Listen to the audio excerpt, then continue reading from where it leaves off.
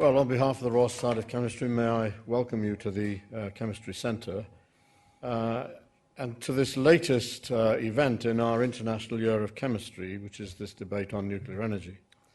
I hope most of you are aware that this is the International Year of Chemistry, and this was designated by the United Nations. And so we have a once-in-a-lifetime once-in-a-lifetime opportunity to champion chemistry globally and to demonstrate how vital chemistry is in meeting the challenges that we face in the world today in our everyday lives. Everyone is aware that the population is rising rapidly, and the need for food, energy and water have to be reconciled with the need to preserve biodiversity and to minimize man-made climate change. And these issues are driving public and political interest as to how best to meet the global energy requirements. Nuclear energy is, of course, a topic which stimulates a lot of interest, particularly since the earthquake and subsequent tsunami in Japan and the damage to the Fukushima nuclear plants. But climate change issues are also of pressing concern to the public and policymakers alike. And ocean acidification is almost as topical now as atmospheric carbon dioxide increase and warming. So the debate is hotting up as to how we can meet our carbon reduction commitments and what kind of energy mix can meet our electricity requirements in the future. So this event is very timely, I think. We have an absolutely first-class lineup of speakers who will each present their position on nuclear energy. I hope you will all engage in the debate which follows, and you can take away a clearer understanding of the issues involved in this very complex business. Now, I have to apologize to you. As President, my diary, my life is not my own, and I'm afraid I have a competing commitment this evening. It's actually a pleasant commitment. It's a dinner at the House of Commons,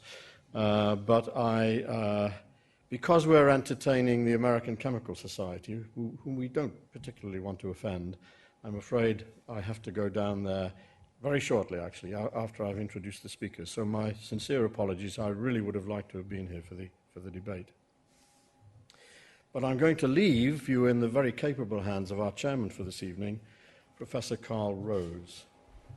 Professor Rose is a former chief strategist for the Royal Dutch Shell and the chief executive officer of Strategy Lab, a consultancy organization which provides businesses and governments across the globe with strategy and scenario planning. He also teaches strategic management at several leading universities and currently is the Director of Policy and Scenarios at the World Energy Council, leading the Energy Scenario Project in addition to ongoing World Energy Council studies. He's just flown in from Vienna, from Austria, to be here with us this evening. So he will be chairing this debate, and we're very pleased that he has chosen to join us. The motion, which I won't read because Karl will read it, is up there. You can all see it. And of course, we have two speakers for the motion and two speakers against.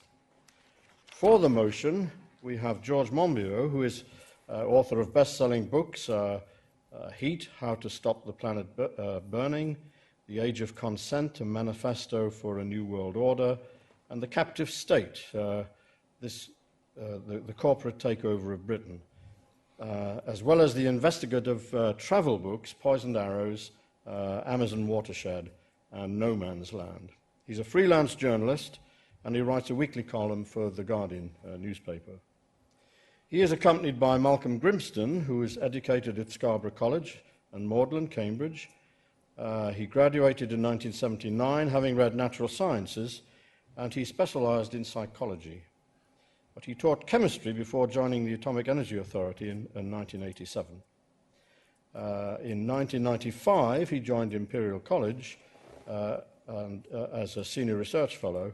In 1999, became senior research fellow at Chatham House, where he is now an associate fellow conducting an investigation into the future of civil nuclear energy. He's a regular media contributor on energy and nuclear matters. Speaking against the motion will be Dr. Douglas Parr and Roger Levett. Doug Parr is Chief Scientist and Policy Director at Greenpeace, UK. He's currently working on climate change policy in the power, heat and transport sectors, and previously worked on a number of issues, including GM crops, chemicals policy, green refrigeration, marine conservation, biofuels and nuclear power. He obtained a DPhil in atmospheric chemistry from Oxford in 1991. And our fourth panellist is Roger Levett, a partner in Levett Theraville Sustainability Consultants. Roger's publications include A Better Choice of Choice, which argues that we can reconcile quality of life and environmental sustainability by abandoning consumer choice as a motor of public policy. He drafted the Local Government Association's Energy Manifesto and led the strategic environmental assessment of Boris Johnson's energy strategy, amongst other strategic plans. He's currently advisor to the Jersey Parliament's scrutiny of energy policy. So we have four extremely competent speakers who are clearly going to take opposing views on this issue. I really hope you enjoy the evening's debate. Sorry again I can't be part of it, but I'm now going to hand over to Karl Rose to conduct the debate. Thank you very much. Thank you, Professor Phillips. Ladies and gentlemen, good evening also from my side, and let me thank the Royal Society of Chemistry for inviting me this evening to chair this debate, this remarkable event. I'm truly honored. We are here this evening to debate nuclear energy and its future and role it can or it must play in actually reducing CO2 emissions in the United Kingdom. It is actually a remarkable testimony to the importance of this issue that the Royal Society of Chemistry is actually hosting this event to discuss this issue today. Let me therefore briefly explain to you how we're actually going, how the proceedings will work this evening. First, I will read to you the motion, which you see on the screen behind me. And after that, we will hear some opening statements from our illustrious speakers, 7 minutes each. And please, gentlemen, try and stick to the time. We will be merciless in that. So as a strategist, I would advise not to keep your best arguments for last, but to actually make them early. And then I will actually offer each of you another 1 minute reply time to some of the statements your colleagues might have made during their opening arguments. After that, we will open the discussion to the public, and all of you can participate. We will have 2 roving microphones in the room. So if you want to speak and give your opinion, please stand up and give your name and affiliation so we can identify who is speaking and on whose behalf. After that, we will actually stop, and you will be asked to vote by a show of hands, and we will actually, RSC staff will count the votes, and we will know if you have accepted or rejected the motions. And after that, we will retire to the, I think, the council room to actually earn our hopefully just rewards in terms of a wine reception. Before I continue now with the motion, I would also like to say a few words to introduce the topic we talk about today. Now, nuclear has been considered a potentially dangerous and expensive technology ever since the incidents in Chernobyl. However, over the last couple of years, it has had a more favorable opinion in public opinion, and there was talk about a nuclear renaissance in the press and the media. Now, if one looks at the facts, there was actually no nuclear renaissance. At the World Energy Council, when we monitor the energy mix of the last decade, we can see that from 2001 to 2011, the nuclear share has gone down from 17% to 13.4%. At the same time, that is the reason why, for example, fossil fuel share in the energy mix globally has increased from 64% to 66.6%, and so have CO2 emissions. So in spite of all our efforts on climate change, and renewables have also increased from 18.2% to 20%, we were faced with an increasing share of fossil fuels because of the decrease in nuclear energy. So many within the European Union therefore consider nuclear energy to be a very important piece and part of the solution to reduce CO2 emissions. As many as are for it are actually violently against the use of nuclear energy because of the threat of accidents, of course, and because the disposal of nuclear waste is an issue which will pose a problem for generations to come. Now, in some countries, and with that I want to close, nuclear energy forms a very large percentage share in electricity generation. We've got one country, France, with 75%, two countries with more than 50%, and 12 countries with more than 25%. The UK with around 16%. And what has happened recently is that Germany, the most industrialized nation in the EU, has decided to exit from the exit to the exit. So they're now really exiting the nuclear energy, if one believes that. And so does Switzerland, albeit with a much softer strategy. This begs the question, can the UK also do without nuclear energy, and should it? And that brings me now, I think, to our hosts, who have formed a view on the topic, and that view has been expressed in a motion, which I now want to read to you. The motion says, new carbon targets, and these are UK carbon targets, require reducing emissions of greenhouse gases by 50% for 2030. This House believes that it will be impossible to meet the emissions reductions required to fulfill these obligations without the use of nuclear power.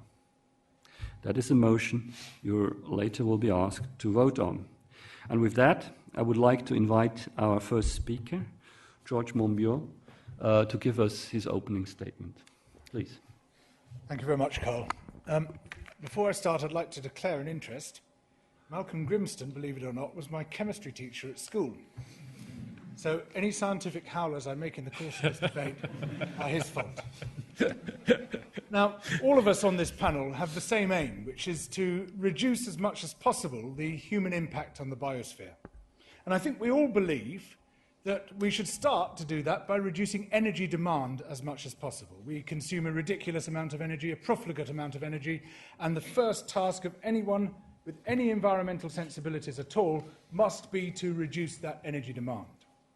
However, I think we would all agree also that we will still need to generate electricity. In fact, the Centre for Alternative Technology, in its Zero Carbon Britain report, one of the most radical and optimistic reports when it comes to energy saving, suggests that by 2030 we might be able to make an overall cut of 55% in energy demand. That's a very tall order, but they say it's just about possible with a great deal of political will. Yet at the same time, they suggest we require a near doubling in electricity production. Well, that sounds very strange. It's a massive cut in energy demand and a massive increase in electricity production. Why? Simply because low-carbon electricity is the best available substitute for the fuel we now use in transport and heating. And if we are to decarbonise our economy, then we have to replace those forms of fossil fuels primarily with low-carbon electricity. So in all likelihood, to have any serious impact on climate change in this country, we have to actually raise electricity production, but it has to be very low-carbon electricity. So what's the idealised green means of doing that? Well, obviously, we think small is beautiful, and so we'd like to see localised, decentralised production of electricity. The problem is that in this particular case, small is extreme. When it comes to electricity generation, you can do very little at the local level, and there's good reasons for this. The towns and cities and villages where we live tend to be in sheltered places. In fact, that's why we live there, because they're in sheltered places. There's not a lot of wind, and the buildings cause turbulence, which mashes up the mechanism and robs the turbines of their power. Solar, well, if you favour solar PV, which many people do not say a word to me about the costs of nuclear power. I'm absolutely astonished by the environmentalists who are quite happy to pay 43 pence per kilowatt hour for solar electricity through the feed-in tariff and then say nuclear is too expensive. It would be comical if it were not tragic. And unfortunately, at these latitudes, solar is always going to be a very expensive and inefficient means of producing our electricity. It's also very ill-matched to the pattern of demand. Peak demand in the UK is between 5 and 7 on a winter's evening. Do I need to spell out the implications? It will only ever produce a very small percentage of our electricity. So we're stuck with large-scale renewables in places where ambient energy resources are rich. But even here, we run into major problems because the cheap option, which is onshore wind, is bitterly opposed nearly everywhere where major developments are planned. Not just because of the wind turbines themselves, but also because of the high voltage power lines required to connect them to the grid in places where there have been no high voltage lines before. Interestingly, and I'd like Doug to address this, Greenpeace has yet to say a single word in the public domain about high voltage lines and their connection to renewable energy. And as a result of these constraints and the fact that all other forms of renewable energy, whether it's offshore wind, whether it's tidal, whether it's wave, are a lot more expensive, the Committee on Climate Change in its recent renewables review concluded that the absolute maximum penetration we could achieve by 2030 in this country is 45% renewables. So how do you fill the gap? Well, they said it's got to be a portfolio approach. You cannot do it all with one technology. And they're suggesting 40% renewables, which is pushing it very close to the maximum, 40% nuclear, 15% carbon capture and storage, and the 5% remainder made up with unabated gas. And that is pretty well taking all of those technologies to the absolute limit of where we can take them in that timescale. Nuclear, you can't go beyond a certain point, again because of political constraints. The new nuclear power stations are likely to be confined to the sites of the old ones. At least in that case, you have the advantage of not requiring new high-voltage lines where there have been no high-voltage lines before. Of course, we don't like any of this, but none of us are volunteering to stop using electricity. And sometimes, faced with the public hostility towards every single electricity option we have, which is at all effective, I think it would be less controversial to argue in favour of blackouts. But the task that Doug and Roger have tonight is to explain, first of all, how the gap is going to be filled. That 40% which they want to take out of the electricity supply system, which would otherwise be produced by nuclear, how is that going to be filled? Well, what we see all around the world is that when a gap arises, it is filled by thermal plant, by coal and gas. And indeed, that, as Karl pointed out in his introduction, is the head-on competition we are now facing at the moment. This is what we now see in Germany, where what they claim to be doing is replacing is a massive rollout of renewables. That's what they are doing. But what they're doing with it is replacing nuclear rather than replacing fossil fuels. And it seems to me like absolute madness, faced with the climate crisis that we are facing, to be replacing one form of low-carbon electricity with another. That is not where the fight lies. The fight lies in getting fossil fuels out of our economy. So they have to answer the challenge of where the electricity mix is going to come from in 2030. They have to explain why, when faced with a straight fight between nuclear and fossil fuels for that 40% of supply, they're going to choose unabated fossil fuels. They have to explain whether they approve of what Germany is doing, which is going to add an extra 40 million tonnes of carbon dioxide per year to global emissions. And it is my contention, ladies and gentlemen, that their position is an irrational and outdated prejudice, which is actually seriously jeopardizing our attempts to deal with the greatest threat humanity faces, which is runaway climate change. Thank you.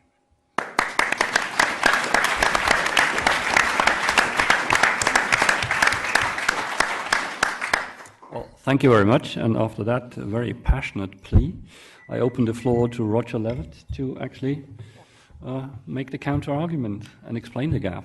Thank you very much. Impossible in the motion there is a very tough test.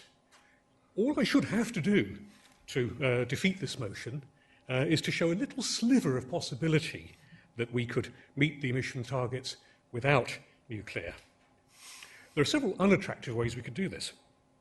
One is just to keep on making less and less of the stuff we consume and importing more and more of it, because under Kyoto carbon accounting, which is what the government uses, the emissions of stuff that we import are chalked up to the countries that make them rather than to us. Thus, buying Thameslink trains from Siemens in Germany instead of from Bombardier in Derby is a blow for carbon reduction. It would help if we flew abroad on holidays more, because whatever we consume abroad and the flying are also off balance sheet. So Michael O'Leary is missing a trick. Instead of rubbishing climate change, he should be arguing for more Ryanair stag nights in Prague as a way to help meet the UK's carbon targets. If we can't save enough these ways, government has also kept open the option of meeting its targets through carbon trading. So another way that we could meet the targets is to subsidise clearing rainforests to grow palm oil or clearing peasant farmers to build dams. And if Britain gets too poor to pay other people to carry our carbon can in any of these ways, that'll help too. As we found over the last few years, recession and economic stagnation are very effective ways to cut our emissions. So there are plenty of nasty, false and or counterproductive ways that we could head towards these targets without nuclear. I want to suggest a nice one instead. If you talk to most people about halving emissions, they'll think of doubling energy efficiency. And in many fields, we've already got the technologies to do this. And in fact, the Zero Emission Britain report, which George referred to, which I agree is absolutely superb, goes into a great deal of detail about many areas where we have more than enough technological prowess to halve our emissions pretty quickly if we put our minds to it.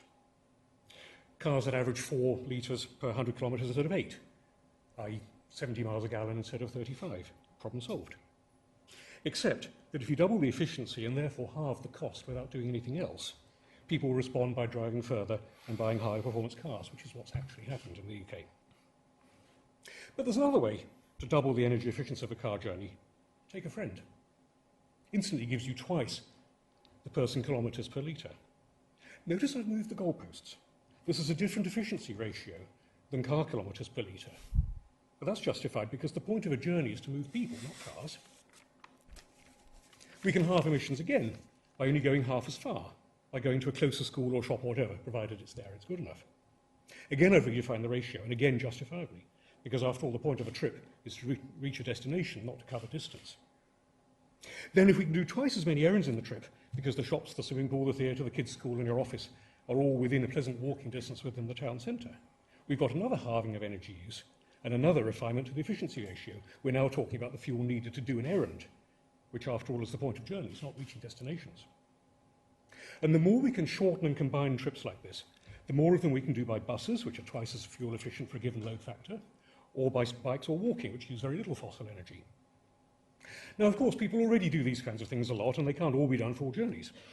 But even if we only posit a very cautious 20% reduction for each step instead of the half that I've been talking about, if you stack these up, it reduces our overall energy use by nearly 60%.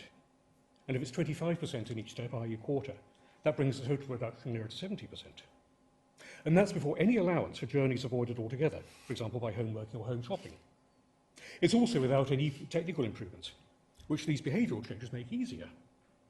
If you didn't have to go so far or so often in your car, it wouldn't have to be capable of accelerating to 60 miles an hour in 10 seconds, or of keeping you alive when you wrap it around a tree, having accelerated to 60 miles an hour in 10 seconds, or be able to entertain and provision your kids for the hours they might spend sitting in the back of the car waiting in a tailback after somebody else has wrapped their car around a tree. And here's the key point. On any sensible, grown-up view of well-being, we'd be better off if we had to drive less often, less far, less frantically, and could get more healthy exercise in our daily routines. We could get the same sort of stacking up of savings in other big areas of energy use. At home, if we heated fewer rooms to slightly lower temperatures for fewer hours that people aren't actually in them, and were more canny about storing and cascading the heat that we get from the sun, the oven, the fridge, the telly, and so on and so forth. And according to the Zero Carbon Britain report, we could reduce home heating by around 70%. If we reduce the fossil fuel appetite of farming, the distances our food is transported, the percentage of meat in our diets, and the amount of food we waste, the same sort of savings stack up. Likewise, if we just kept our stuff for longer and repaired it more before throwing it away. In all of these, modest, practicable changes of the sort of 20-25% order are eminently possible and would improve our health and well-being and would add up to the overall change we want. So why don't we live this way? It's the economy, stupid. It's geared up to reward stimulating and gratifying ever more elaborate consumption demands.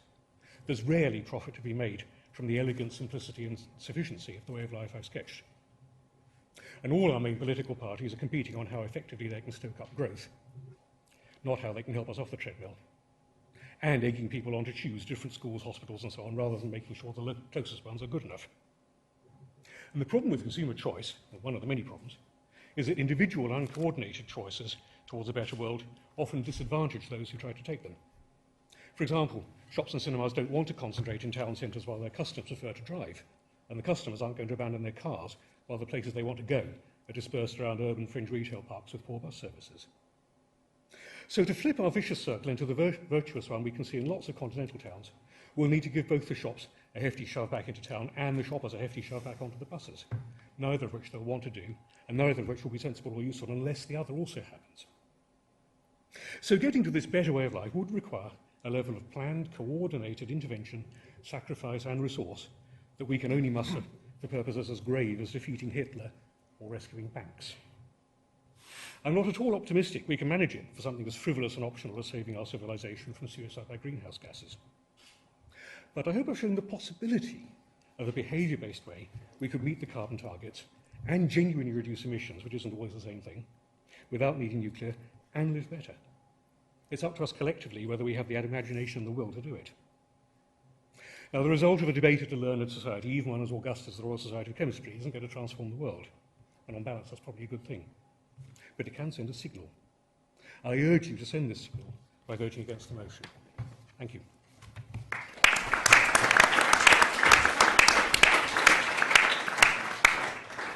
Thank you very much. So after facts and figures, we now saw heard the behavior-based way. And with that, I hand over to the other side again for Malcolm Grimston to share his views with us. Thank you. Actually, I share some of this uncomfortableness about the use of words impossible in these sorts of debates, because I do actually believe this particular motion that it's impossible for us to meet our carbon targets without nuclear. I also believe that it's impossible for us to meet our carbon targets with nuclear. I think we end up in a slightly better place, or quite a considerably better place, if there's a significant nuclear industry, because, of course, one of the points that we need to say right from the start is that nuclear power and renewables do not compete. Nuclear power provides the baseload electricity, which we need all the time if we're going to keep our water clean and pumped into our homes, if we're going to provide our transport when it's required, if we're going to provide energy for our hospitals, all of those sorts of needs where the energy absolutely has to come when it's required. It's a sad feature of the world that many of the renewables aren't in that position. I was very keen that it should be said at the start that I used to teach chemistry, because the sad thing is that we actually have to talk rather a lot of physics with this. As a chemist, as all of us as chemists, we're always a bit nervous getting into too close a relationship with our ugly sister, let alone the wicked stepmother of engineering. But nonetheless, they are essential to looking at this, because all the sources of energy we have laws of nature working in their favour, but also have laws of nature in the way. I have to say, if I was starting off and designing the world from scratch, one thing I'm pretty sure about is I would leave out the second law of thermodynamics, because it makes an awful mess of us trying to come to a sensible way forward on these issues. With fossil fuels, clearly they're fairly concentrated sources of energy, chemical energy and the like, but the problem associated with them is the atmospheric physics, the atmospheric chemistry of climate change, of releasing enormous quantities of gases, something between 25 and 30% up on the pre-industrial atmosphere, which of course is going to have major effects on the climate. You'd think, of course, although one of the sad features that we do need to face up to is that there's growing scepticism about climate change in many areas of the population at present. The renewable technologies, not just a single technology clearly, there's plenty energy in renewables, of course there is, but unfortunately they're enormously high entropy. They are very low grade, very dilute, very low temperature, And that means that when it comes to trying to provide the steady electricity that is so important, given what we know, the effects of major power cuts, even very short-term power cuts now when you have to reboot the whole of your computer systems as a nation to respond to those, then we're continually bashing our head with renewables against this problem of intermittency. With nuclear energy, extremely concentrated, fission is a perfectly natural part of the world. There were natural nuclear reactors operating not far short of 2 billion years ago. We know, for example, in Oklo in West Africa, of a number of sites where producing something of a total like 2 tons of plutonium, 6 tons of fission products. We can trace that material being pretty much exactly where it was produced in the environment. It's not radioactive anymore, of course, that's long gone. But nature has produced these materials, left them lying unprotected. I strongly believe that we would take much better care of our radioactive waste than nature has, but nonetheless, that material is still where it was formed in areas where it doesn't seem to have been destructive to the long-term benefits of life. And of course, we'll talk about the nuclear technologies, because there are as many different ways of making energy using fission as there are ways of making energy from renewables. The problem, clearly, is the decay heat once you've actually made the energy, once you've shut the fission processes down. That's the problem we're seeing in Fukushima, is that we need a sustainable way of removing that energy. But fortunately, other forces of nature can come to our rescue about that with the Generation 3 plants like the AP1000. Instead of depending on pumps working and power getting to those pumps to pump water into the core of the reactor, we can connect the pressure vessel via pressure valves that blow in rising pressure to large reservoirs of water geographically high up on the reactors. That's the sleeve at the top, if you see an AP1000. So if there is total loss of coolant to the centre of the reactor, the pressure builds up because the water in there boils. You don't need to do anything for that to happen. That blows the valves. You don't need to do anything for that to happen. The water flows in under gravity. You don't have to do anything for that to happen. And so, as with all technologies, as time as time goes past, we find ways of dealing with those. An AP1000, by all the calculations, would have stood up to an earthquake and, worse, the tsunami, without leading to the sort of issues that we've got at the moment. And the problem is, of course, and indeed the problem with what's been suggested there, is that if we end up in a position of depending on millions upon millions of individual decisions, everybody playing the game, before we have a chance of saving our climate, then I think we're on a loser. The great Sherlock Holmes quote you'll all be familiar with, that once you eliminate the impossible, then whatever's left, however improbable, has to be the case. Well, frankly, I'm also a member of my local council in quite a heavily built-up social housing area of my ward. I have to say, this is not the top issue in the minds of the people that I represent and try to serve in those areas. And to imagine that it's going to be, as quick as we need to do this, it's going to be relatively straightforward. Nothing new about this, of course, because for many years we've been saying this. But just a final thought. Germany is a great, exciting example. Because in 10 years we will know from Germany either that the argument that it's actually trivially simple using renewable technology we already have to both provide, replace nuclear and reduce greenhouse gas emissions by the 25 to 30% that are necessary, in which case advocates for nuclear just have to shut up. Or we might discover that the laws of physics haven't just been got up by a right-wing plot involving the nuclear industry and the oil industry. That the limitations of renewables are inherent, not a matter of somebody having decided to try to kill them off. To believe some of the arguments that have been coming from the Greens, the idea that it's going to take 10 years to put nuclear in, so we have to use off-the-shelf renewable technology. I had this debate with one of the Friends of the Earth people. So, for example, putting solar panels in on the Sahara, putting major power lines in through Libya and powering the whole of Western Europe with that, and that's quite straightforward. We can do.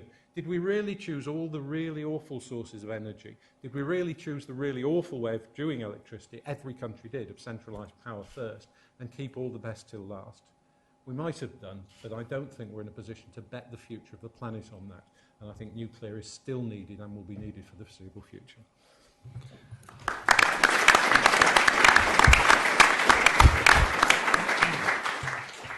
Thank you very much, Malcolm. I would phrase this as now we have heard a scientific view on the topic, and with that, I'm actually giving the word to Douglas Parr for the final opening statement. Right, thanks for the opportunity to talk to you. Thanks for our panelists. I have to say it's a little bit disconcerting to be on the opposite side to George, who's been such a tremendous environmental advocate over the years. So, but, you know, plunge on regardless. Now, the motion is talking about 2030. And in fact, I'm also concerned about the longer term, about 2050, and about how we deliver an energy system that is capable of delivering very large greenhouse gas reductions by those dates. There's a little bit of a danger in being simplistic about this. And when I say there are no technical limits, that is clearly untrue about what it is possible to deliver over that period of time.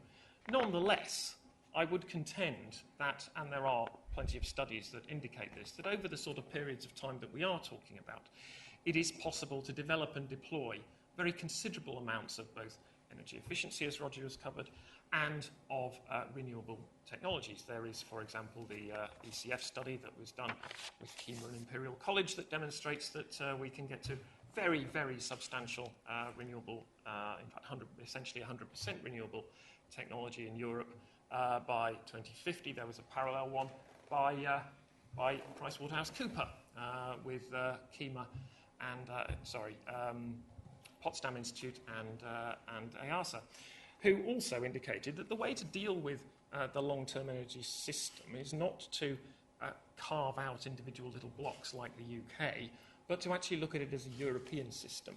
And then you have places which are strong on solar, like the south of Europe, and places that are good on wind, like Northern Europe. There are places that are good on hydro, places that are good on biomass, and you integrate it all together, and you have a system which is capable of delivering perfectly acceptable, in fact, similar standards of supply security to the existing ones. So now that's quite a different perspective from the short-term one. I get routinely rather bored of hearing that we have a short-term renewable energy target and we're never going to meet it. There was another piece about that on Roger Harrobin on the BBC website today. That was a bit ironic because 10 minutes before I'd just heard the National Grid and the wind industry effectively saying, yes, we can do it. If you look at what's in planning, what's consented, what's already being built and what's being scoped, yes, we can meet the 2020 target. It's not problematic. So, when I think about what it is that we are doing with our energy system, what is it really about? Well, actually, it's about costs. But it's about more than costs, because you hear about costs a lot in relation to energy. You hear about it from energy-intensive industries, and you hear about it from people's bills, quite understandably. But it is also crucially about values. It's about about risks, and about what we're prepared to live with and what we value having and not having. Pylons in central Wales is an example. It's perfectly possible to underground those cables, and in answer to George's question, we're right now considering to support whether Tessa Munt's amendment in Parliament, which I believe is coming up next week, on undergrounding cables in sensitive areas, and that there should be I think it's a compulsion to support for the National Grid to consider that. So we are in the process of thinking about that. I accept we haven't been on top of it as early as we should have been.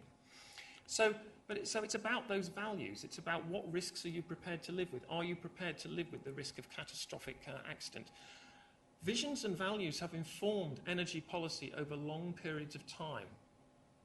Look at the US bioethanol program, which is totally bonkers in terms of cost. It's totally bonkers in terms of a lot of things, actually, but it is absolutely rooted in the way the US is going about it.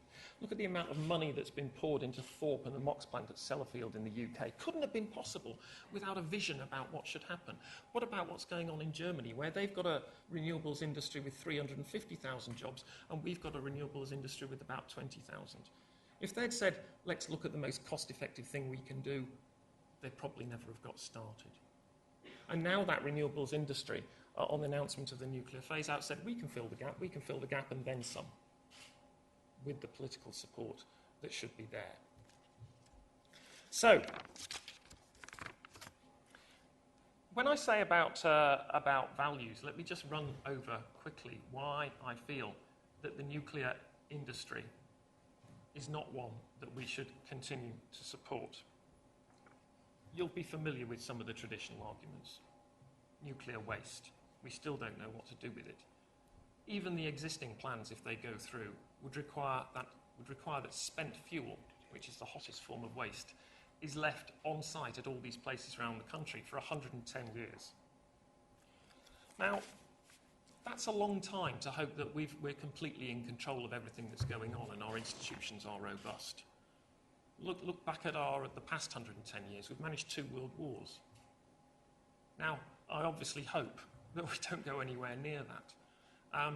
But the possibilities of the inability to control the wastes that we have created with no long-term solution, and there is still no long-term solution for any of this stuff, is one of those things where we would have to explicitly accept and make a values judgment that that's something we're prepared to live with.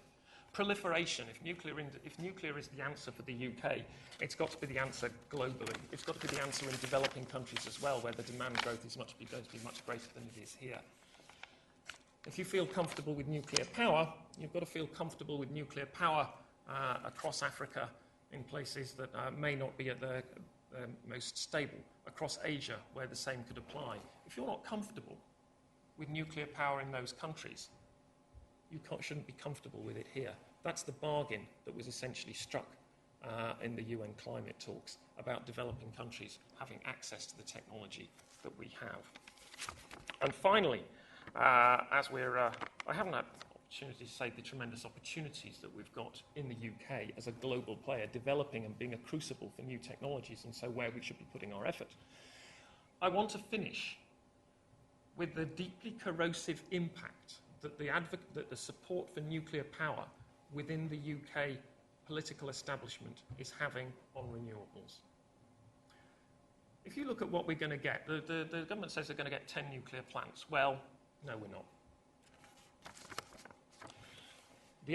I would like to bet with anybody on the opposite side, in about 6 months' time, there'll only be a couple of consortia left bidding for nuclear power. The energy market reform which is being advocated now is about delivering nuclear. You can ask academics, you can ask people in the industry, that's what it's about. And it is undermining investments in renewables right now. There is a hiatus in renewables industry because of the uncertainty over government policy. That is being caused by adherence to nuclear policy. So we've got scenarios in the future, we wonder about what to do. What's happening right now is nuclear support is removing investment in renewable technologies in the UK. Thank you.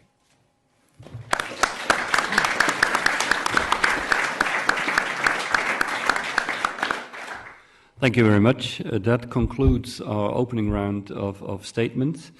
I'm now offering the speakers a 1-minute opportunity to react to statements of their colleagues in the order of speaking. Do you want to take up that 1 minute, please? Thank you very much.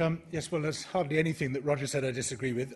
I would like to pick up on what Doug is saying, because it seems to me that his aim is for the maximum possible rollout of renewables. Mm-hmm. My aim is for the maximum, most effective, fastest and cheapest possible means of preventing runaway climate change. What are we trying to achieve here? Why are we pursuing, come what may, one particular technology, whether or not it's the most appropriate one for dealing with this, whether or not it's the most efficient one for dealing with the existential crisis which we face here on Earth at the moment, and blocking out, before we've even been able to discuss it, a whole suite of technologies which could be extremely useful to us. And it seems to me that Doug's entire presentation here was a paean to the necessity of having 100% renewables rather than to the necessity of dealing with runaway climate change and preventing it from happening. And what is so good in all circumstances about renewables? What is so good about the Severn barrage and its drowning of the estuary there? What is so good about the tremendous damage which can be done to coastlines by some of the wave proposals put forward? What is so good about the visual intrusion done by turbines and by the power lines? Now, look, I'm very much in favour of renewables, and I've fought very hard for them. I will continue to fight very hard for them. But to suggest that in every single circumstance they are the right solution and nuclear is the wrong solution is to come at it as if the only aim here, the only objective, is renewables. Actually, the underlying objective is to prevent the greatest threat that humanity has ever been faced with, which is climate breakdown. Thank you. Oh, I agree, actually. Thank you. Next speaker, do you want to take? Yes, please. Yes, I'd just like to pick up on a couple of points that Malcolm made. Can I reassure you, we're not advocating suspending the laws of physics. And let me, however, we need to look at the way that the laws of physics hit the way humans behave institutionally and individually. And I'd like to pick up on one example of that from what Malcolm was talking about, intermittency. Yes, renewables are intermittent. There are all sorts of things you can do about that. You can have a range of renewables, a portfolio, so that when the wind's blowing in one place and the sun doesn't have to shine somewhere else and the tide hits different parts of the coastline at different times and so on and so forth. You can use pumped storage to smooth it out. Then you can use behavioural methods like paying people to use their electric car batteries as a store, as a smoothing of power, using interruptible tariffs to get people to shift their demand over different times. And I think the key point here is if we organise ourselves to use our resources intelligently and in a coordinated, managed way, we can make whatever energy supplies we use go much further. And that is part, to me, of the reason why we don't even need to think about dangerous, difficult technologies such as nuclear. We can do it without. I think the arguments that we've been hearing from the other side would deserve very serious consideration if nuclear was the only way of avoiding a Hobson's choice between runaway climate change and sort of shivering in the dark sharing a toothbrush, which is the image that we're presented with. It isn't. There's another alternative. Living well with less energy. And I hope I've sketched how we can do that and how we can avoid even having to worry about whether nuclear is too dangerous to contemplate or only just dangerous enough that we can put up with it. Thank you.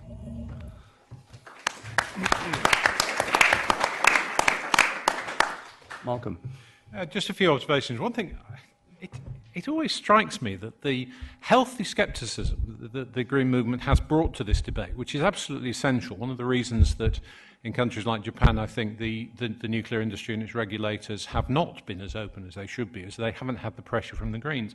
But really, the fact that a wind industry says in Germany that we can do this with the political will, let's be clear what the word political will means. It means give us a very, very, very large amount of money indeed, and don't leave us to carry the can for the greenhouse emissions that are necessary for the gas plants that are ticking over when the wind is blowing, to be ready to be switched up when the wind stops. So don't ascribe the actual greenhouse gas implications of a large wind farm to us and do that, then we can do it. Well, that scepticism for people about to make a huge amount of money out of other people without having to do much for it, I think should be applied in all of these things. I'd say in terms of a mix of renewables, let's be clear that the cold anticyclones in the year, we get low wind speeds, we get very high energy demand, we get no sun, obviously, at night time in January. We also tend to get lower wave power because the wave depends on the wind to a considerable amount. There is a correlation, not a strong correlation, but there is a correlation between low wind speed and high energy demand, and we need to recognise that. Italy phased out nuclear. We've got an example of what happens. What happens is you become hugely dependent on imports, your greenhouse gas emissions go through the roof, and your costs go through the roof. And the final point about waste, I'd say firstly, the early solar plants requiring gallium arsenide and gallium antimonide, if we don't know what to do about radioactive waste, and that's nonsense, we haven't done it yet, but Finland and Sweden are doing it, then we don't know what to do with the infinite half-life waste that we're producing, like arsenides and antimonides. And just one question back to the Greens. Okay, so do we stop using radioactive materials for medical uses? Because if you're really saying that radioactive waste is unacceptable, then it follows that we must stop nuclear medicine. You can't do that without creating radioactive waste. If not, then you are simply being intellectually dishonest when you bring that argument forward.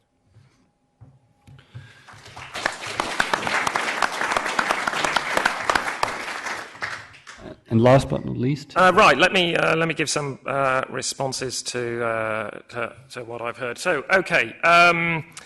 I'm just an advocate for renewables. Well, I do hope not, in the sense that what I'm against is stupidity, and there are some pretty stupid things going on. What I see is that that renewables is the one thing that I can see that is sustainable in the long term. I just don't see anything else. Examples of what I've been trying to do to avoid stupidity is that I was advocating very large amounts of gas-fired CHP only a few years ago, and I still do so, because for industrial heat uses, I see no readily available alternative in the renewable space. I hope it comes forward, but right now, if you want to deal with large-scale industrial heat applications, the best thing you can do is have a big CCGT and use the heat. That's the most efficient way of delivering it, and we advocated that, and we won some policy changes, which I'm afraid the coalition has reversed. In terms of all renewables, God help me no. One of the things that I think I can claim a little bit of credit for is rounding up the NGOs in 2006 to say, do you realise what is going on biofuels and what the implications of all this is going to be? And we started lobbying the UK government, starting to make a bit of media fuss about it, a debate that leaked into Brussels and got some better sustainability standards for biofuels. Nowhere near enough, and very unfortunately, the target wasn't reduced. But I'm no uncritical advocate of renewable energy. It's got to be the right stuff, and it's got to be sustainable. Thank you very much.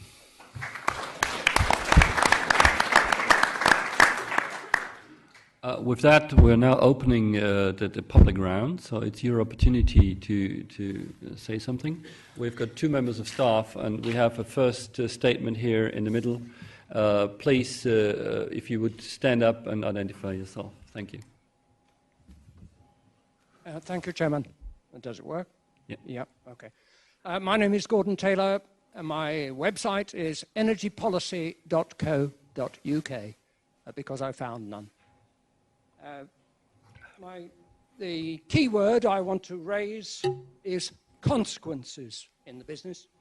That is the consequences of a major release. This is leading to a question. But a major release, we're talking about deaths in the range of 10,000 to 100,000 per event, plus life-shortening injuries, loss of habitable land in the 10,000 to 100,000 kilometres squared. For comparison, the UK has only got to 244,000 kilometres squared. Where the hell are we going to live when we've made this land radioactive? Plus, of course, we'll have lost the area for growing food and our livelihoods. Now, so my question is, how would you propose, that's the nuclear proponents, to compensate the sufferers, excluding, of course, those who've already dead or will die painfully over coming decades, given that nuclear is uninsurable? And this is the case, was ever the case. It was before even the best known reactor safety study, WASH 1400, was only produced in response to the Price-Anderson Act, which was in turn, the worldwide insurance industry said, we will not touch this risk. Now, I guess they've figured out risk. Thank you. Somebody, any takers on this question? Yes, thank you very much. Well, of course, there is a risk with nuclear. It's a risk which has been grotesquely exaggerated, and I'm afraid that in some respects the Green movement, to which I still very strongly belong, has been as bad as the climate change deniers in terms of promoting junk science. But yes, unquestionably, there is a risk from releases of radioactive pollution. It's nasty stuff. When nuclear goes wrong, bad things happen. When coal goes right, far, far worse things happen. In the normal course of operations, coal power is far more dangerous than nuclear power is when it goes disastrously wrong. Every year, according to the figures compiled by Melanie Windridge recently, over 100,000 people die of atmospheric pollution caused by coal burning. Over 100,000 people. More people than have ever died from radioactive pollution every year that takes place. Every year in China alone, 2,400 people die in coal mining accidents, which is to say nothing of the far, far greater numbers who die as a result of lung diseases contracted through coal mining. The list goes on and on and on, to say nothing of the real decommissioning and waste disposal problem we're faced with, which is the carbon dioxide in the atmosphere. These are the real threats that we face, ladies and gentlemen.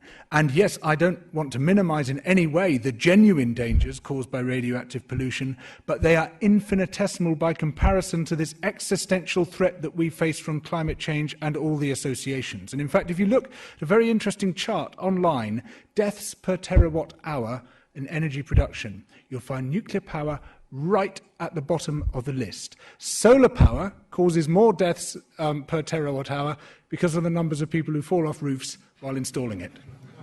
I'd just add one thing as well. We need to look very carefully, and I think Fukushima will probably help us to do this, at the different standards that we apply in different situations. It is quite outrageous that I am allowed to live in inner London, shortening my life by a very measurable amount. At one point, there were debates about the evacuation of Tokyo as a result of Fukushima. It is absolutely clear that there was an argument for evacuating Tokyo, and if the people of Tokyo had been evacuated into the Fukushima evacuation zone, they would be living longer than if they stay in Tokyo City. And given because of 2.5 million deaths a year from the quality of city life, which part of which is coal, but obviously a lot of that is motor emissions and burning of wood in developing countries as well. If we do apply different standards of risk, that certain types of death are unacceptable, but we can just ignore others, then I don't believe we will get the best outcome for humanity, which is what we're talking about here. It's extraordinary that it was a compulsory evacuation around the zone from Fukushima. I have to say personally, had I been living certainly in the south and the west of the zone, where there's hardly any contamination at all, I would be very angry at people coming and forcing me out of my home when the risk from radiation would be practically negligible. And indeed, apart from the thyroid cancers, which were largely caused because they didn't get the iodine tablets out because the Soviet, an argument at the very high level of the Soviet state, then it's practically impossible to find radiation-related illnesses around Chernobyl. You can find plenty of stress-related illnesses, sadly, but they were largely caused by the response and the many people who went out there telling people how much they'd been damaged by the accident. The radiation itself was much less effective in causing damage. Good. The next question. I'd like to point out that I've addressed all of these in my case against nuclear power. It's on my website. Look it up. Do the bloody homework. Okay, thank you. Let's get maybe 2 or 3 questions and then a couple of responses here, because we want to get the public involved here. The gentleman here, please. And then the lady in the back as the next question. We take 2 questions now. Yeah, hello. The lady in the back is the second one. Yeah. You first, gentleman. My name is Luke Robinson. I run a solar energy company. Just some of the numbers that you pointed out for solar in the UK. My feeling is that they're a bit manipulative, because my business partner is installing solar at 15 pence a kilowatt hour. It can sell at 15 pence a kilowatt hour, not the 45 pence. And also... Can you use the microphone, please? Yeah. Like nuclear costs 9 pence a kilowatt hour. So when we compare 15 pence today with 9 pence, it's not this terrible case that you point out. And this is solar, and solar is not for the UK. On top of this, underground undersea cables are cheap. You can send a gigawatt, 1,000 kilometres, for $1 a watt. And it only has 10% loss. One other thing, we get our energy from many places. We get our energy from many unsavoury countries today. So why can't we put solar in those countries where it's even cheaper than this 15 pence a kilowatt hour? Do you have a question? Could I just Why answer do you not consider these things? Okay, That's could you hold on to do the not do microphone, numbers. please? Could you hold on to the microphone? Yep. if it is true, if those figures are true, would you support a call to reduce the feed-in tariff for solar power, which currently pays out 43 pence per kilowatt hour? You're only talking about on houses with that number. Sorry. So it's already been reduced. You just have to look at your facts here. The feed-in tariff is currently 43 pence per kilowatt hour. My point was, a very simple point indeed, that we support, that within the Green Movement, people support paying 43 pence per kilowatt hour for solar electricity, and yet then complain about the reputed costs of nuclear power.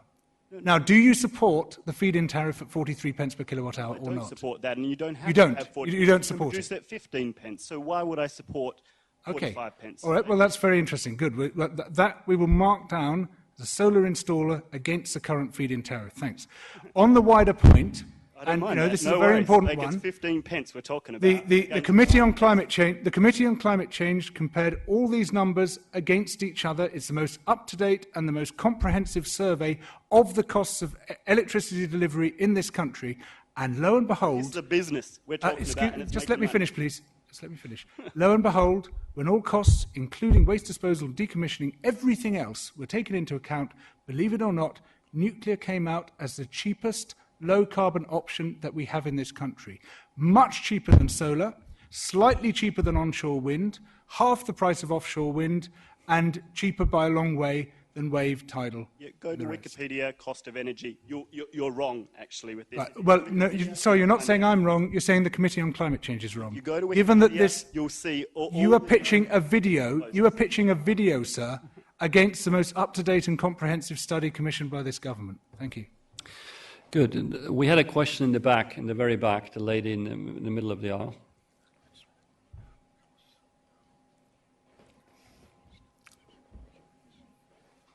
My name is Guppy Bowler. I don't own a website, but you can find me on Twitter if you want to.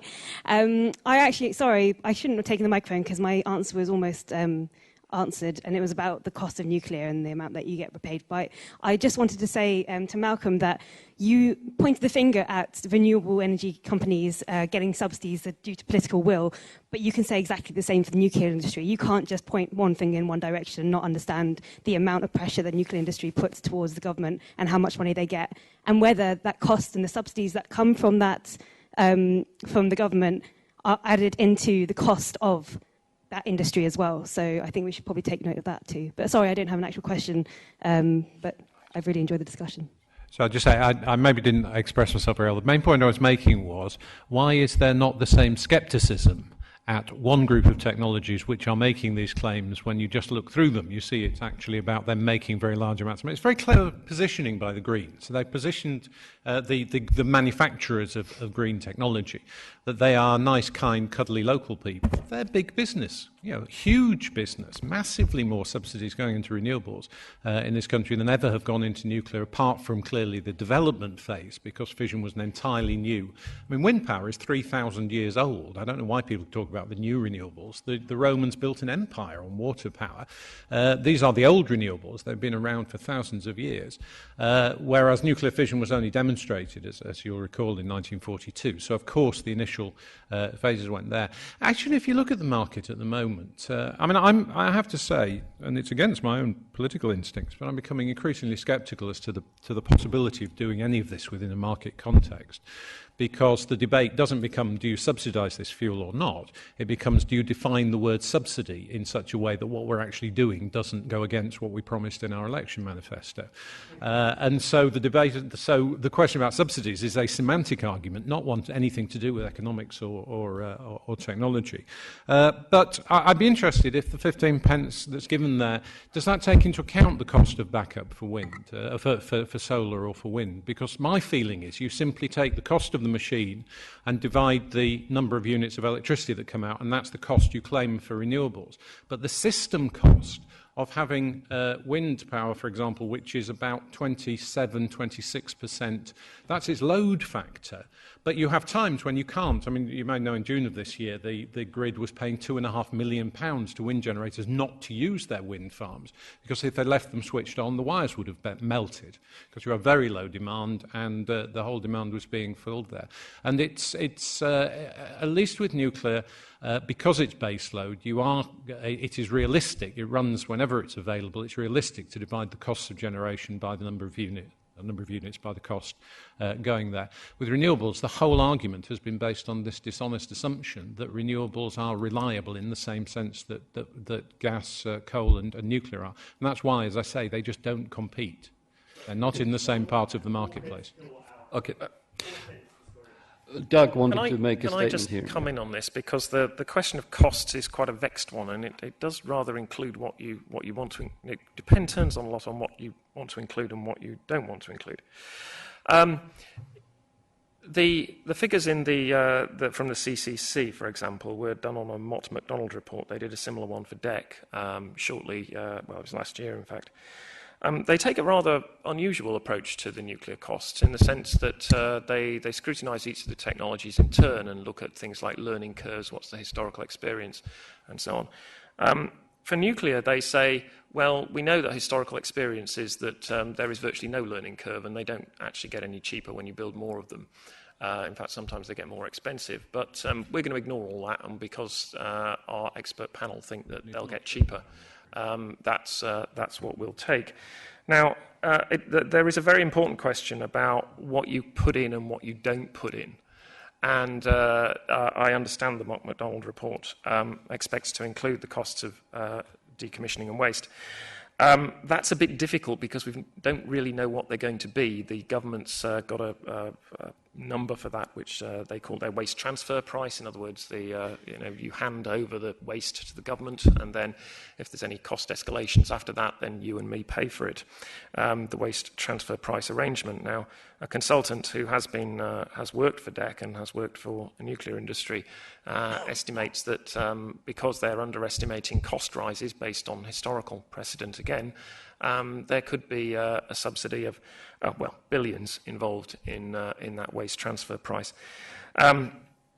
There's also a more systematic subsidy, which is the risk liability subsidy. I think it's already been mentioned that there's a liability cap on nuclear accidents. It's about to go up in the UK to about, I think it's about £1 billion.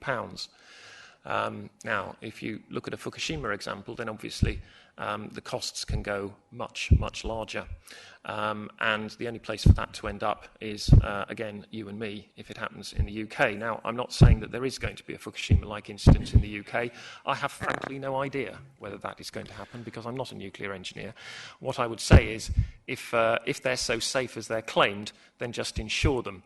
In the meantime, if there is a subsidy going on, it's because you and me, and therefore the government, are the backstop for all this. There is a risk liability subsidy. That is not included in the Mott MacDonald figures. The German study estimates that that's somewhere between, I think they said, about half a pence per kilowatt hour and 3.4 pence per kilowatt hour. They're not included. None of that is to say, if you throw all those numbers in, that makes nuclear so expensive that offshore wind would beat it by a head, because it certainly doesn't. But what we do know, and have some reasonable confidence about, is that things like offshore wind and things like solar will have learning curves where, as they grow, the costs will come down. And the historical experience with nuclear is it doesn't. Thank you. Are there any more additional perspectives? Yeah. Thank you very much, Steve Lancaster from the Royal Society of Chemistry. I just wanted to address a question to Doug. You made a very interesting point about the use of combined heat and power plants as heat sources for chemicals manufacture, for example. I put it to you that the use of these combined heat and power plants will not, in fact, resulting in any reduction in CO2. Assuming these things are 70 or 80% efficient, it's still not going to be enough to reduce the CO2 emissions to avert climate change and environmental disaster. There is, however, a very powerful case for using nuclear reactors as heat sources. Chemical companies spend vast amounts of money buying electricity, which has been converted from chemical energy at great expense and inefficiency into heat energy. They then buy the electricity and convert it back into heat to use on their chemical processes. It seems crazy. By far, the most efficient way of going about that would be to have nuclear reactors in the middle of chemical plants. One other point I would like to make to address this gentleman here. We talk about catastrophic disasters resulting in massive loss of life. I've not heard anybody yet talking about the catastrophic environmental collapse which may well result from the loss of biodiversity and ecosystems caused by climate change. Sorry, what was that last bit? Catastrophic environmental collapse caused by the loss of ecosystems due to climate change.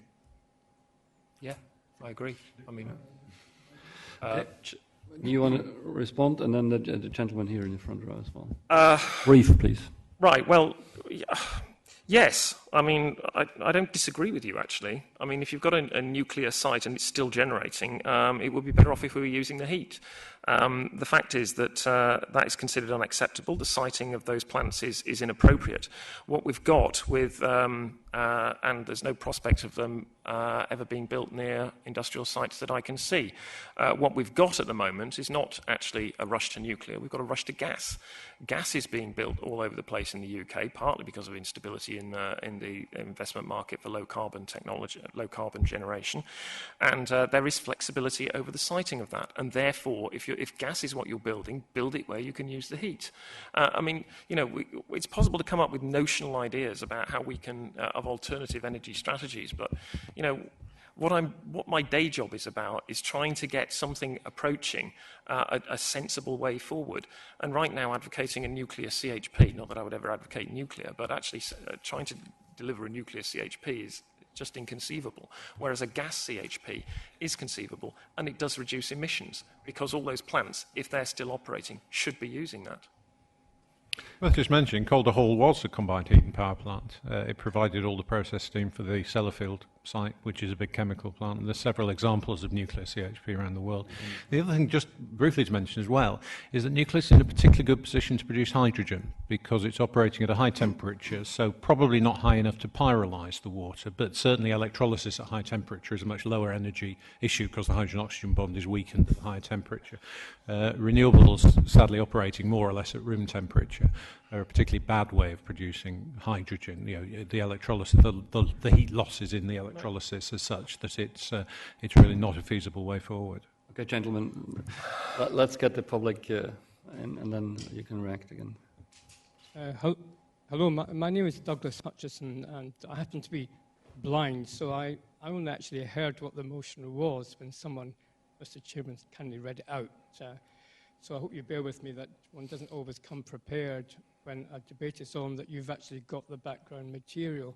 A couple of points I'd like to make to Roger was that until today, with the News of the World scandal, I would have said that behavioural science was garbage.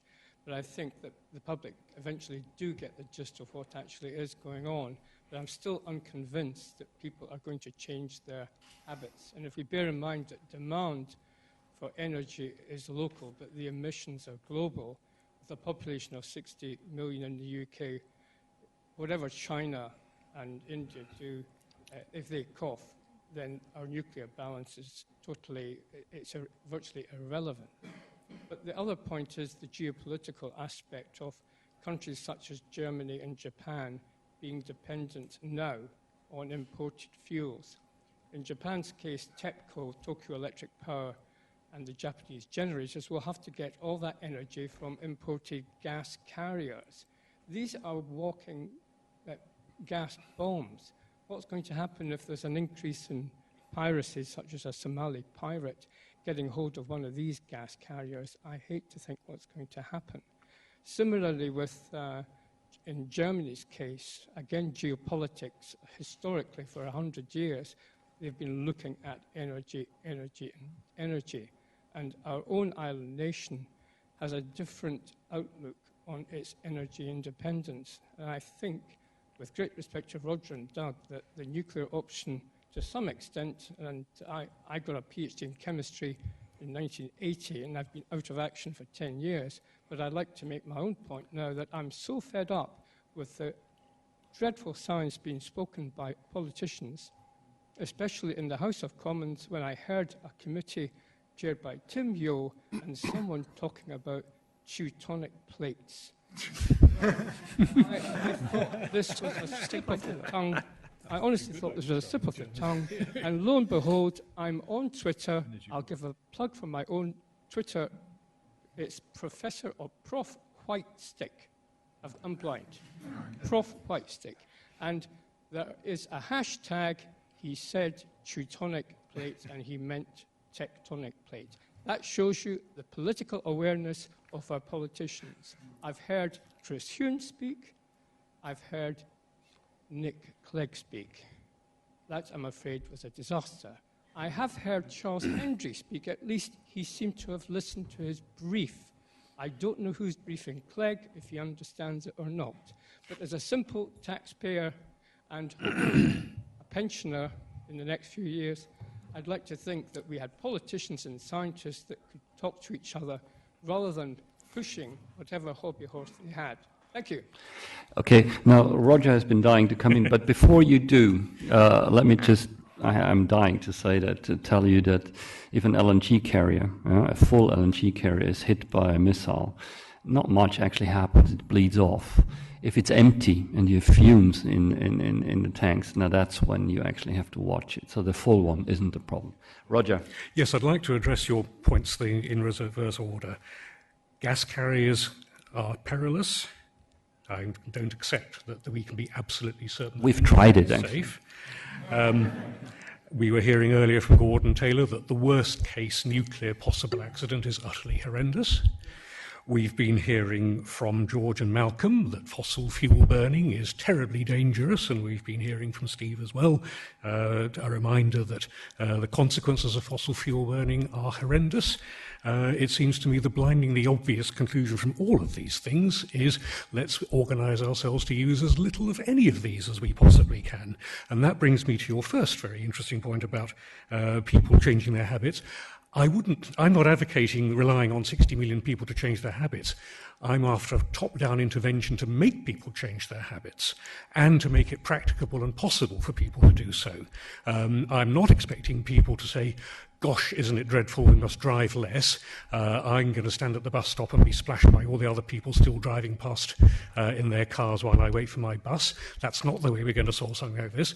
We're going to crack this only by top-down intervention to say driving is going to have to be an awful lot more expensive still than it's got so far, and public transport's going to have to be better, and we're going to force the big trip generators back into places where they're easily accessible by public transport, and we're going to allocate enough road space to make cycling and walking safe, and. It's a whole range of things together to make the transition to a better quality of life possible. It seems to me it's romanticism to expect markets to do this, it's romanticism to expect individual action to do it. It's got to be done top down. This is what we invented government for, not to give us more freedom of choice, but to coerce us into doing the things that we need to do in our own best interests. Okay, one more question. I think we're running quickly out of time here. No, I don't. My name's Mark Linus. I'm an environmental science writer. This is all very interesting. Roger seems to have given up on democracy, and Greenpeace seems to have become a wholly owned subsidiary of the renewables industry, whereas I thought this was all about the environment, but never mind. You didn't challenge, I noticed, Doug, George's figure about 40 million additional tons of carbon dioxide as a result of shutting down Germany's nuclear power sector prematurely. And getting rid of a very large source of low-carbon power which currently exists in an era of unremitting pressure to do something about climate change. Can you tell us whether you think that's a good idea? Is it good to prematurely shut down the nuclear sector in Germany at the cost of 40 million tonnes of extra CO2 per year? And should we make the same mistake in the UK? Well, I think my answer to that would be what I said before, which is that we've got a German renewables industry that is much stronger than it is in the UK, and is capable of scaling up much quicker.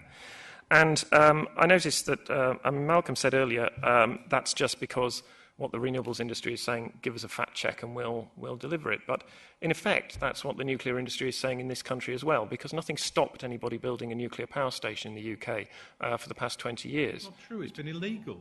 It's not been illegal. Between 1989 and 2008, it is not the government policy was that we would need another white paper and a change in the law before nuclear was allowed to be built. It has not been illegal for anybody to bring forward proposals for nuclear power to be built.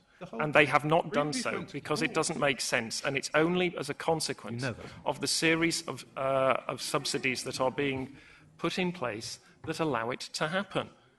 And I But think you're there's still a not danger. answering Mark's question. What's You're not Mark's answering it in any way. The question was, do you feel comfortable with the fact, and it is a fact, that Germany's decision will raise carbon emissions from Germany by 40 million tonnes of carbon dioxide per year? That is a fact. Are you comfortable with it or not? Well, what I know is that, as I say, I go back to what I said before, which is I understand that the German renewables industry is capable of filling that gap and then going further. That's what they've stated. That's what You are aware, aren't you, that Angela Merkel herself said last week that they would have to double the expected rollout of new coal and gas plants in order to fill the gap. You are aware of that? I wasn't aware of that, actually. Okay, well, that is something which she said, and that adds to this 40 million tonnes of carbon dioxide every year, additional to what Germany was going to produce before. Now, that's the reality. We are looking at more carbon dioxide as a result of this, and not just a little bit more, a heck of a lot more. Are you or are you not comfortable with that? Well, I don't like the idea of more carbon emissions. Of course I don't like the idea of more carbon emissions. Good. What I would say is that in the road to getting to a long-term sustainable future, which, as I continue to believe, does not include nuclear power, what we have as a consequence of the sort of feed-in tariff that you've derided, George, is a world-beating solar industry in Germany. We should be very, very glad about that. We have low-cost solar panels that can be deployed elsewhere in the world because of what they did.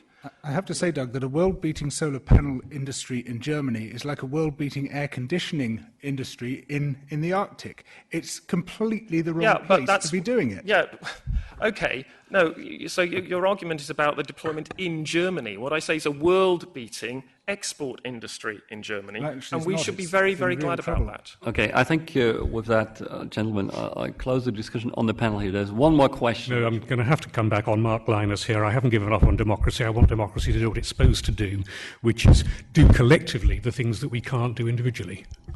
Well, the gentleman here has got the last question, and then we're actually going to put it to a vote, and the rest of the discussion is then going to happen at the wine reception, which I'm sure is going to be very lively. Thank you very much. Tim Evans, I'm an independent consultant. So the renewables, to keep the lights on, we need baseload. You mentioned biomass, and moved on from that fairly quickly. The world's population is going to increase from 6 billion to 9 billion. We're going to lose agricultural land. We're running out of phosphate, which is needed to fertilize that biomass. I submit that we need the land to grow the food for 50% more people, and not biomass to feed anaerobic digesters or whatever, much as I'm a fan of anaerobic digesters, but that's a lot of Germany's renewable energy. Without baseload, the computers die, we can't Google anything. Life gets very difficult. Okay, there's 2 points in there. One is, I think I've covered already about the way of dealing with baseload is not to do it in isolated little bits, because when you're dealing with intermittent sources like renewables, it's a silly way to do it. You do it over large areas. If you're talking about bioenergy, and I am actually concerned about bioenergy, and as I mentioned earlier on, I am not an uncritical advocate of renewables, because we've been trying to limit the amount of bioenergy or unsustainable bioenergy coming into Europe by advocating mandatory sustainability standards, which would cut out a lot of nonsense that could potentially go on, and the potential creation of a commodity market in bioenergy, which will just allow, basically a lot of corner cutting going on.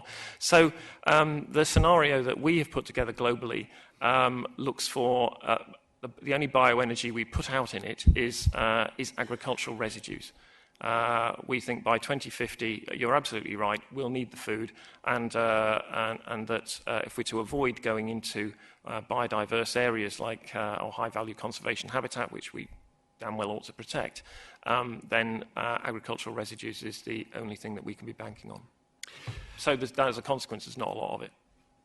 Good. Now, let me try. We're out of time, ladies and gentlemen, so please bear with me. We actually have to bring this now to a close. And let me try and summarize what we have heard.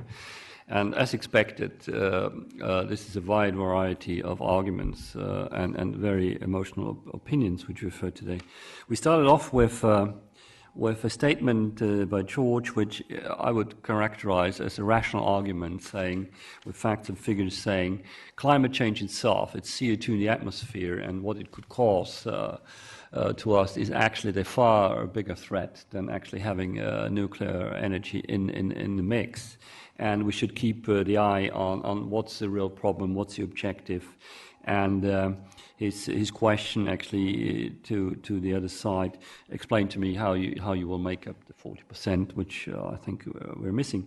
Roger countered that argument by saying, well, the way to a solution of that is if we actually change our behaviors, if many people change behaviors the way we live. So it's not doing the same with less, what energy efficiency means, which is also, of course, a welcome target, but doing less with less. And by doing that, we can actually reduce a lot of our energy consumption. Less but better. Less with better. So there was a lot of aspiration and vision and also behavioral motivation in there. Also saying that it's a new form of democracy. I have to tell you that I sometimes compared it to what I call energy communism, but maybe we're talking the same thing here. Then we heard from Malcolm what I would call the scientific view on this, talking about nuclear providing the baseload and talking about the renewables and specifically the energy density of renewables and the high entropy and what it means in terms of trying to replace that, using it to replace something, an energy form like nuclear energy, which is very high density, very concentrated with baseload capability, stressing that Germany will be a proof point, and I have to second that. I think Germany is going to be the biggest, has been described to me as the biggest open-air laboratory in the next decades. Because to some extent one could argue you have a major European government which has launched into a decision without fully understanding all of the consequences, but there is a lot of Schumpeter type of guts in that decision, which you also have to acknowledge. And last but not least, we have heard from Doug that whilst it is very, very difficult to have an argument about the costs, it maybe isn't all about the cost, because you can actually most probably produce countless reports which display different costs depending on what you take in and what assumptions you make. But it's really about values and it's about risks. So actually a societal choice of what risks are you prepared to take? Are you prepared to take the risks of a major nuclear accident, which was then countered by the view that actually, if you look at risks in an objective way, also other forms of energy have significant risks. I'm sure that is a debate which would also go on for quite a while in terms of what do you count as being deaths attributed to certain energy forms. In the public session, we've heard various statements on expanding on some of these points. I think we have heard that the cost pictures were actually the low cost of nuclear were challenged, the high costs of renewables were challenged. We also had a few, I think, that why is it that fossil fuels are treated with certain skepticism, but not the same skepticism is actually applied to renewables? Is that maybe because as a society we just wish ourselves that the world could be a very bright and nice place? I think we also had some statements from the public that the political environment might not be as up-to-date and competent in terms of its understanding of the issue. As a director of the World Energy Council, dealing with lots of governance, I can actually second that. I'm actually, but I have to say, you also meet in cabinets people, young people who are very well aware of the issues. I think in private settings, most politicians are very much aware, but they're also caught, I think, in the mechanisms of course, of making policy, which is sometimes not easy if you look at complex issues like energy. We have to balance public good and interests of economy, etc. I think in the last round of statements, we had a lot of discussion about what are subsidies. Are there indirect subsidies? For example, for nuclear, is the waste transfer pricing one of these subsidies? I think I would sum it up with the view that it's very, very difficult and very subjective to try and solve this issue by facts and figures. This is, I think, a question where each of you as an individual has to come up with a mind which is the combination of everything you've heard. I don't think you can rationalize some of these decisions. There will always be a question of doubt in many of you. And we'll put that to the test now. So I would actually ask now for a vote on the motion. I read the motion again, and then we have a vote. The motion is that new carbon targets require reducing emissions of greenhouse gases by 50% for 2030. This House believes that it will be impossible to meet the emissions reductions required to fulfill these obligations without the use of nuclear power. I now ask those who are for this motion to raise their hand. Could the staff please count and give us a count? I think we need to bother. Losing Tunbridge Wells, quite frankly.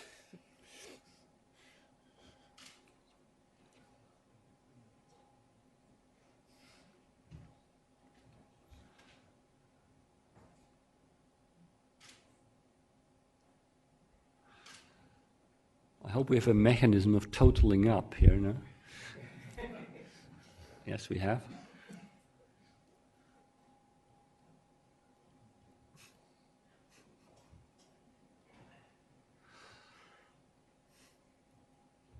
Yes. Yeah.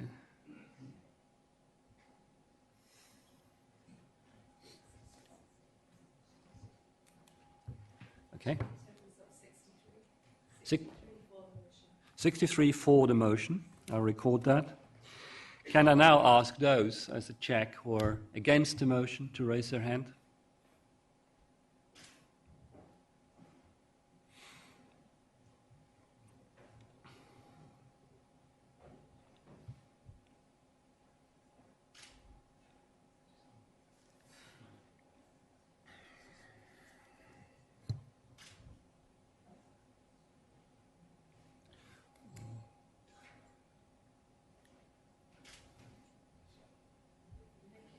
Yes, I do so too.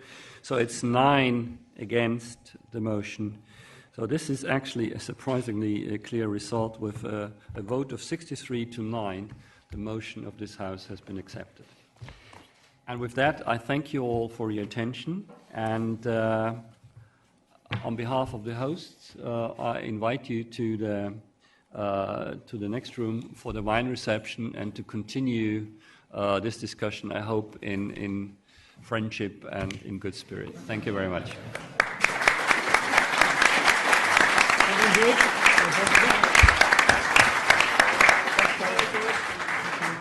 Thanks, Roger. Well, excellent. Thank you. I agree with an awful lot of what was said. Oh, no shit. It's great fun.